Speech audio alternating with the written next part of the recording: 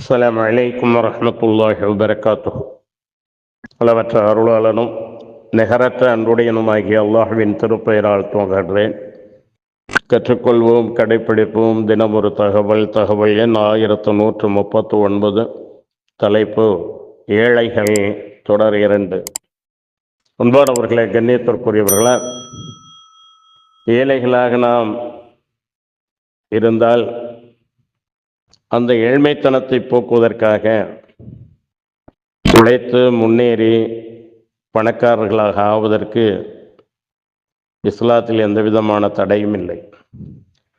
தடுக்கப்பட்ட ஹராமான முறையிலே பொருளீட்டுவதுதான் இஸ்லாத்தால் தடை செய்யப்பட்டிருக்கிறதே தவிர, இறைவன் ஆகுமாக்கிய தன்னுடைய உடல் உழைப்பால், தன்னுடைய முயற்சியால் அவன் ஆகுமாக்கிய விதத்திலே நாம் பணக்காரர்களாக ஆவதற்கு எந்த விதமான தடையும் இல்லை.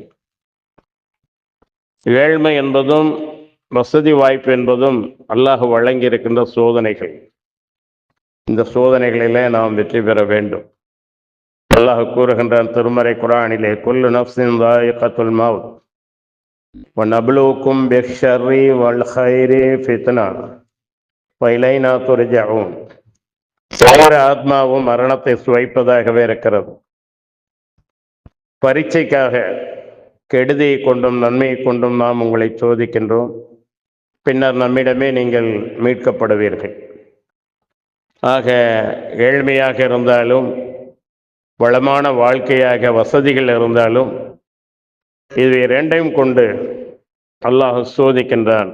நலவை கொண்டும் கெடுதியை கொண்டும் அல்லாஹ் சோதிப்பதாக சொல்கிறான். அந்த சோதனையில பொறுமை காத்து வெற்றி பெறக்கூடியவர்களாக நாம் திகழ வேண்டும். எவ்வளவோ ஏழைகள் தங்களுடைய உழைப்பால், அல்லாஹுடைய கிருபையால் மிகப்பெரிய பணக்காரர்களாக இருக்கின்றார்கள். அதே போல எவ்வளோ பணக்காரர்கள் ஏழைகளாக ஆகியிருக்கின்றார்கள். எந்த ஒரு நிலையிலே நாம் இருந்தாலும் வல்ல இறைவனை மறந்து விடாமல் அவன் கொடுத்ததை பொருந்தி கொண்டு பொறுமை காத்து இந்த உலக வாழ்க்கையை நாம் கொண்டு செல்ல வேண்டும். ஏனென்றால் இந்த உலக வாழ்க்கை அற்பமானது, சொர்பமானது. மரணத்திற்கு பிறகுள்ள மறுமை வாழ்க்கையே நிலையானது. அல்லாஹ் சிலருக்கு பொருளை கொடுத்து சோதிக்கின்றான். அவர்களுக்கு கொடுக்கப்பட்ட பொருளாதாரத்திலே அவர்கள் சரியான முறையில் நடந்து கொண்டால் மிகப்பெரிய அந்தஸ்திலே அவர்கள் சொர்க்கத்திலே நிலையாக வாழ்வார்கள். அல்லாஹ் ஏழ்மையை கொண்டு சிலரை சோதிக்கின்றான். அந்த ஏழ்மையை அவர்கள் பொருந்தி கொண்டு சபுர் செய்து பொறுமை காத்து அதன் அடிப்படையில் அவர்கள் செயல்பட்டால் அவர்களுக்கு அல்லாஹ் சொர்க்கத்தை வைத்திருக்கின்றான். எது எப்படி இருந்தாலும் இந்த உலக வாழ்க்கையை நாம் முடித்து கொண்டு செல்லக்கூடியவர்களாகவே இருக்கின்றோம். உலகில் முன்னேற்றங்களை பொறுத்தவரையிலும் அந்த முன்னேற்றங்களை அடைவதிலே எந்த விதமான தடையும் இல்லை.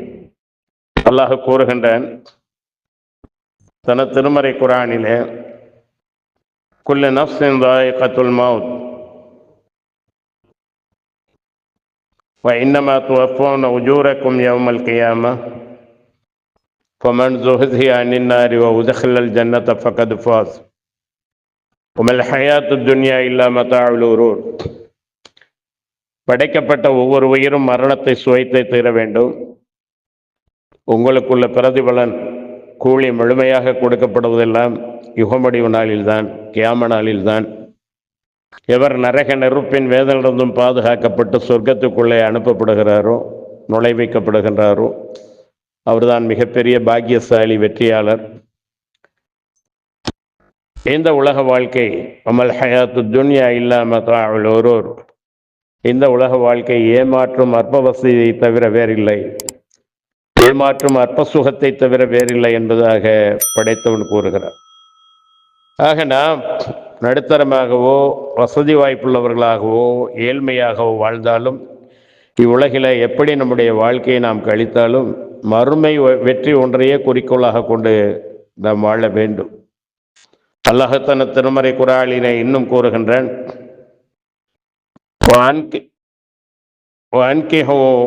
وأنكحوا الأيام منكم والصالحين من عبادكم وإمائكم أن يكونوا فقراء يغنيهم الله من فضله والله واسع عليم. இன்னும் உங்களில் வாழ்க்கை துணை இல்லாதவருக்கும் அவ்வாறே வாழ்க்கை துணை இல்லாத உங்களுடைய வேலையாட்களுக்கும் ஆண்கள் பெண்களில் நல்லவர்களுக்கும் திருமணம் செய்து வையுங்கள். அவர்கள் ஏழைகளாக இருந்தால் அல்லாஹ் தன் அருளை கொண்டு அவர்களை சீமான்களாக்கி வைப்பான். மேலும் அல்லாஹ் கொடையில் விசாலமானவன், யாவற்றையும் நன்கறிந்தவன். 24வது அத்தியாயத்தின் 32வது வசனத்திலே அல்லாஹ் இவ்வாறு கூறுகின்றார். அன்பானவர்களை, கண்ணியத்திற்குரியவர்களை, பருவ வயது வந்துவிட்டால் திருமணம் முடிக்க வேண்டும். அப்படி முடிப்பதற்கு நான் ஏழையாக இருக்கின்றேன் என்று நினைத்தால் படைத்தவன் சீமானாக்குகிறேன் என்று சொல்லுகிறான். ஆகவே இந்த உலகிலே நாம் பிறந்தது, வாழ்வது இல்லற உறவை ஏற்படுத்திக் கொள்வதற்காக. அந்த உறவு ஏற்படுத்தப்பட வேண்டும். அதன் மூலமாக அந்த தம்பதிகளுக்கு அல்லாஹ் வாரி வழங்குவான் என்பதாக அல்லாஹ் வாக்குறுதி அளிக்கின்றான். இவ்வாறு ஏழைகளாய் உள்ளவர்கள் வசதியுடையவர்களாக ஆவதற்காக எண்ணற்ற வழிகளை, ஆகுமான வழிகளை இஸ்லாம் சொல்லி இருக்கின்றது. இன்னும் வரும் இன்ஷா அல்லாஹ். ஆகிர் தஅவானா அல்ஹம்துலில்லாஹி ரப்பில் ஆலமீன். அஸ்ஸலாமு அலைக்கும் வரஹ்மத்துல்லாஹி வபரகாத்துஹு.